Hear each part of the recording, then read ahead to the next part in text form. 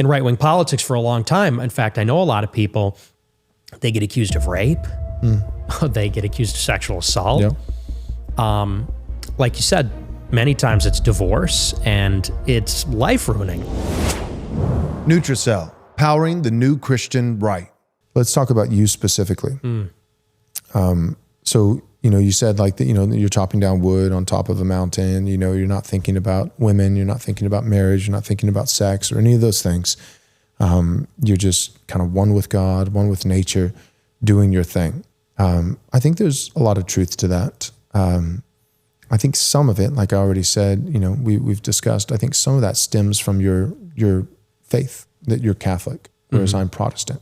So I'm going to root masculinity not in marriage and family, but I am going to give probably more value to marriage and family, especially in the case of the clergy, than you would. You would see it as a compromise. So I think part of it is the difference between us is the Catholic-Protestant divide, but also part of the difference is the personal divide. You're 27 and single. I'm married and have 5 kids. And so, thinking about you personally, individually, you strike me as an obsessive person and all the best ways. Yeah, and I'm sure, some of the bad ways, but like you're building an empire. You're trying to take over the world, or at least take over the country, and make a difference. Your life does not seem like a day-to-day basis conducive whatsoever to marriage and family. And there have been men like that throughout history that, there's been pockets of history and not just pockets, like actually long periods where the average eligible bachelor was 35 years old.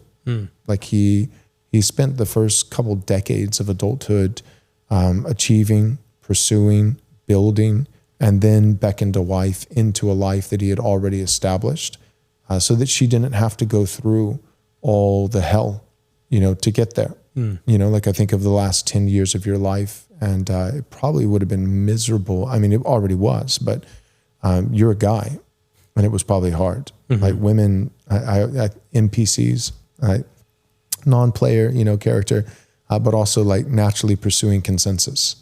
Women that's the default setting. It's the factory setting. I think for every woman is like people say, like, even if we win, how will the women come along? Because they're all, liberal and progressive. And I'm like, no, they're not. Like, not ideologically so. Right. Like they the irony is it's like we have all these rebellious women against authority. No, they're actually doing what women have always done throughout all of history. They're submitting to authority. The problem is the authority. The reigning authority is a libtard, progressive, anti-America, anti-God authority. And the moment that shifts, right? So I don't have to go around changing hearts and minds with each individual woman. Like I'm called to do that with my wife and, with my daughters. And but when I think of women in America as a whole, all I have to do is dethrone the current king, right? Because that's what they're doing. Is like they're being individuals and sticking it to the man. No, they're not. They're submitting to the man. The man just sucks. So I just have to beat him. Right. And all of a sudden the chip on the back of their head will be replaced with a new chip, and everybody will be making sourdough and wearing sundresses and, and we'll be fine. That's my view. I think that's the way that women are. They naturally pursue consensus. But because of that, you take a woman, just imagine the last 10 years and she's your wife with that default setting of naturally pursuing consensus. And you're arguably the most hated man in America. Like, I mean, you could have been divorced like 7 times by now. Yeah. You know what I mean? It could have been really, really rough. So do you think you'll get married eventually? Because it does seem like, I mean, plenty of people hate you. You're still, I mean, you got welcomed onto Spotify and then immediately banned right back up. Like, but it does seem like the tide is turning. I could see, maybe not tomorrow, but I think in the near future, where it's like you actually are kind of established. Still people hate you, but you kind of made it. You kind of made it. Right. And at that point, like, I feel like marriage could be in the cards in a way that it wasn't prior. Well, that's certainly true, because for the past 10 years, it just would not have worked for all the reasons you said. And it was just a broader culture. It was hard to have friends. And I said this to Candace Owens. I said, forget even about marriage or a dating life, which requires a lot of trust, because you're intimate with a romantic partner like that in a way that you aren't even with your closest friends, which makes you more vulnerable. And if things go wrong, if they don't agree with your decisions, or they look for the exit for whatever reason. And this has been true in right-wing politics for a long time. In fact, I know a lot of people, they get accused of rape. They get accused of sexual assault. Yeah. Like you said, many times it's divorce and it's life-ruining. But not only that, sometimes they'll go and spill secrets or information to the press. Like this has all been very commonplace.